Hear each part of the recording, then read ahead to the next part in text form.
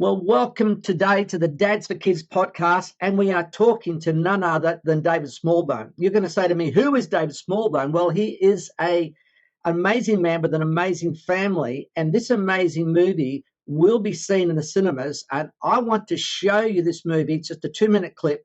Check it out now.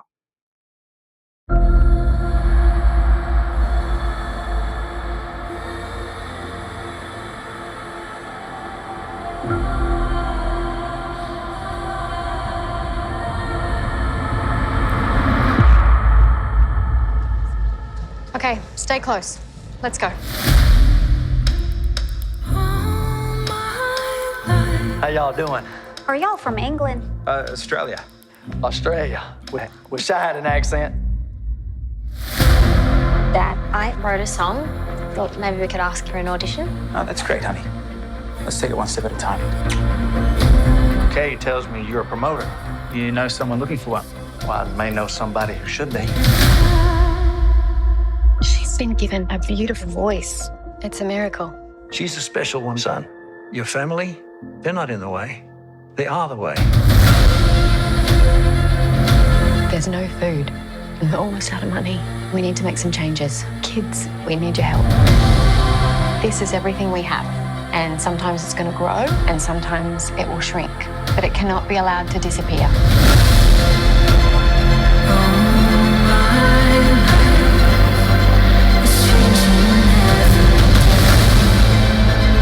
I wonder if he's right. Maybe I'm not meant to sing. Or maybe you're not meant to sing other people's songs. It's going to be dangerous and scary. And giving up, giving in, it's not an option. Whatever your dream is, I know you can achieve it.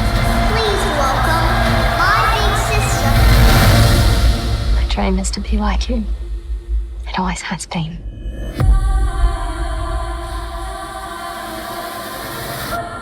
I want a record deal. So do I. Yeah, well, boys, get in line.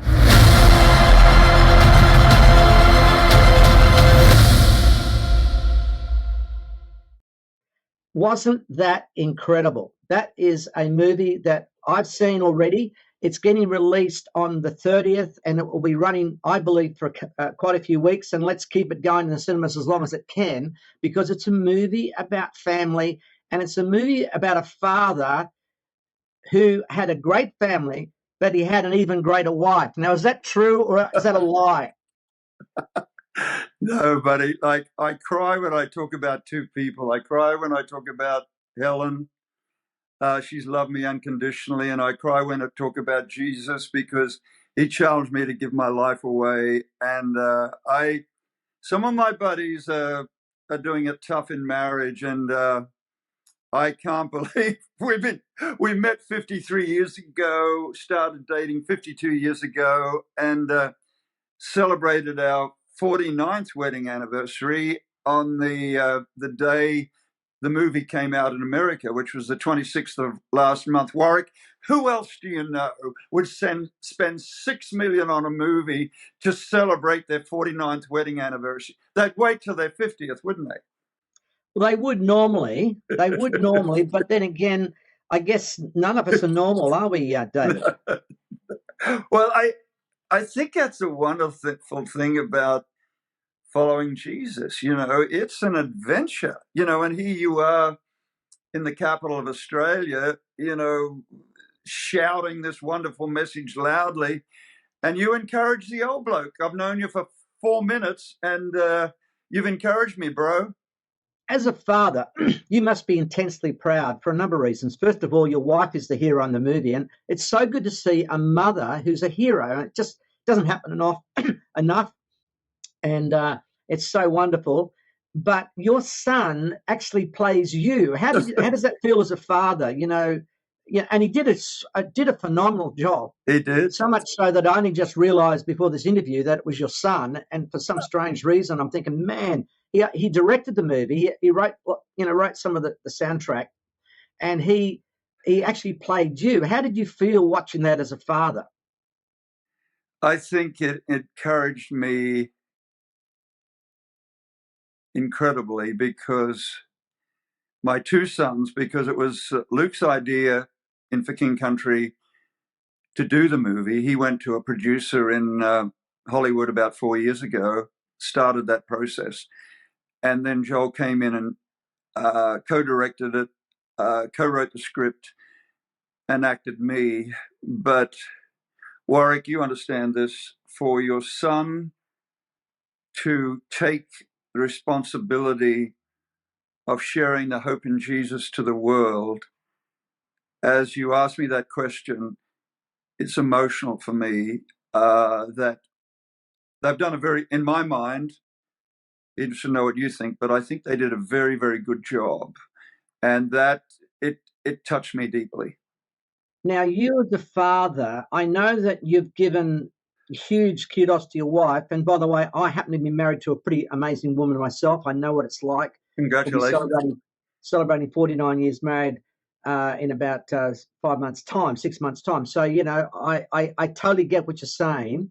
I don't want to take away from her. But there's a saying by the Chinese that a home without a father is like a house without a roof.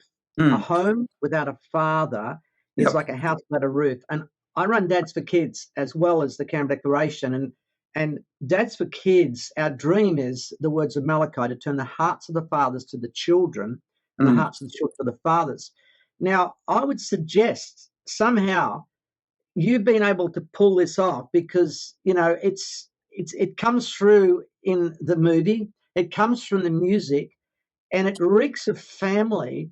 And it's not just family inverted commas, but it's this authentic, gritty, real family, you know, warts and all family, true blue family. You know, I'm sure at times you're a bit confronting for our American brothers and sisters. Is that right? Yeah, well, because us Aussies are a little bit too honest sometimes, aren't we? Just too sort of in your face sometimes, correct? Yeah, but I think it's allows us to contribute, and I'm a pretty straight shooter, but at the same time, I'm trying to do it honestly from a Jesus perspective. And when I get out of line, that's when my beloved comes at me. But in answer to your question, I think two things happened. I think 10 years into marriage, I was 35 at the time, I realized I had some growth to do. And I was touring an artist in Australia, and he was reading this book called Inside Out by Larry Crabb. And we went to Perth, we went to Darwin, we went everywhere, 20 dates over 30 days. And I thought, that guy is studying this book. I'd never seen him do that before. I'd done a lot of tours with him. I'm going to read it. And there was a chapter on unconditional love. And I decided after that tour, I would go home and love my wife unconditionally instead of conditionally. And the crazy thing is, Warwick, almost overnight, my marriage went from good to great. And I think what had happened is I stopped blaming her for the crazy, and we didn't have really huge issues, but we probably had some issues. And I took responsibility myself. And that started a whole new approach. And then 7 years after that, I lost everything. And then she supported me through that and never criticized me. I remember going to her and say, hey, baby, I think the only way we're going to get ahead is go to America. And I thought she was going to say no. She said, we'll go for 2 years. 32 years later, we're still here. But I think her unconditional love for me, when I was close to a nervous breakdown when I lost everything, because my mum had a nervous breakdown at exactly that same age. And she didn't criticize me, loved on me. And buddy, you go through that, Warwick, you never forget it, because it was a low moment for me, but an incredible growth moment, because in my weakest, the church loved on me. The church put food on the table. The church furnished our house. You go through something like that, you'd never forget it. And so now I'm cynical of a lot of the cultural approach to life. I love the Jesus way, because I think it's life is a marathon, and the Jesus way. You look at the culture is always sprinting, and when you sprint all the time, you eventually fall over. But the marathon, you can survive, and I just love the practical way of Jesus. It's so wonderfully life-giving. Yeah, speaking about Jesus, we just released a book late last year. So I'm a convert. It's called Jesus, the Center of It All. So I'm with you. Two more questions. What tips? Give us 3 tips for being a dad. And again, if you're listening to me today, this man has 7 children. This man, his kids produced the movie. He didn't produce it. He walked away. But if you look at it, it's amazing. He's one of his boys acted him in the movie and also directed at the same time. That's a very hard thing to do. It's hard enough to direct a movie. Trust me, as someone who's done a fair bit of this sort of stuff. But to act, which I've never done, I can't imagine doing both. Mel Gibson does it very, very well, but it's a very, very difficult thing. So this man has done this. So I'm asking him his 3 top tips, because he's got a lot of credibility if you're listening, dads. I think the first one is love your wife. I think, and with it's the little things. Here I am talking about that, and I'm still continuing to try and grow. And what I started doing, I think it was last year, I started making the bed. Like such a, and in a weird kind of way, that's a big statement, because for 48 years I didn't make the bed. I suddenly started making the bed. The other thing that happened. You've been listening to Jordan Peterson, haven't you? Who's that? Jordan Peterson says you have to make I your know bed. about him, but I haven't listened to him. Where he and I might go separate ways is on the next one. The next one is Helen came to me at the beginning of COVID and said, "Hey, we need to start praying every night," because when we first got married, we'd pray every night, and I'd go to sleep, and that offended her. We were still a praying family, but we didn't have that discipline of praying together every night. And so I prayed last night, she'll pray tonight, and it goes for 20 minutes. We just pray about everything, pray about our kids, pray about health struggles, friends who are doing it tough, maybe cancer, whatever. But it lasts about 20 minutes, and that is daily therapy, because if there's ever any tension, after that lifts, and we start the next day, we started clear. The other thing that I would say is talk to your children about your own life experience. Like, they can challenge you on, things that you might have read in a book, but they can't challenge you on things that you've experienced. So telling your own testimony, talking about the importance of forgiveness. Like, I had somebody come up to me. We showed the movie at a big radio thing up in the Gold Coast last year, CMAA, I think it's called. CMA, and one of my old buddies who had been through a crisis situation running a big business and had been hurt by his ex-partners, he came to me and said, "Smallbone, how do you forgive?" And I was able to go back to him and say, "Look, all those people who rejected me when I was doing it tough, they did me a favor because they pointed me in a new direction. And I'm so grateful for that." They were, at the time, I was overwhelmed. I really was. And I only survived really because of my wife.